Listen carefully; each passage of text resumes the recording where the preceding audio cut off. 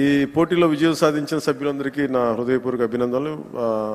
మీరు చూపించిన సహనశీలత కానీ పట్టుదల కానీ ఇది ఏదో సరదాగా ఇవన్నీ కంటే కూడా మనందరి మధ్య ఒక స్నేహపూర్వకమైన వాతావరణం, అంటే ఏదన్నా సమస్యలు వస్తే కలిసికట్టుగా పోరాడే ఒక ఐక్యతనిచ్చింది. అది నాకు చాలా చాలా ఆనందాన్ని ఇచ్చింది.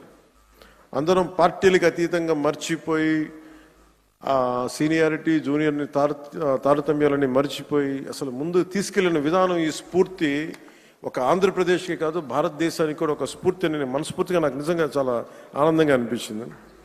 అలాగే దీన్ని ముందుకు తీసుకెళ్లిన ప్రతి అంశాన్ని ముఖ్యంగా ముందుకు తీసుకెళ్లిన మా ఎమ్మెల్యేస్ అందరికీ కూడా స్పోర్ట్స్ అథారిటీ ఆంధ్రప్రదేశ్ క్రీడా సాధికార సంస్థ ఈ కార్యక్రమాన్ని విజయవంతంగా అందించిన సహాయానికి నా హృదయపూర్వక కృతజ్ఞతలు తెలియజేస్తాను. క్రీడా మైదానంలో ఏర్పాట్లు కావచ్చు, అవసరమైన క్రీడా సామాగ్రి, క్రీడాకారుల సౌకర్యాలు వంటి అన్ని విషయాల్లో వారు చేసిన కృషి చాలా చాలా ప్రశంసనీయం. శాప్ అధికారులు, కోచ్లు, మరి సిబ్బంది మన అందరి తరపున ప్రత్యేక ధన్యవాదాలు తెలియజేస్తూ, మీ అంకిత భావం వల్లే ఈ రోజున క్రీడా సమ్మేళనం ఇంత విజయవంతంగా సాగింది.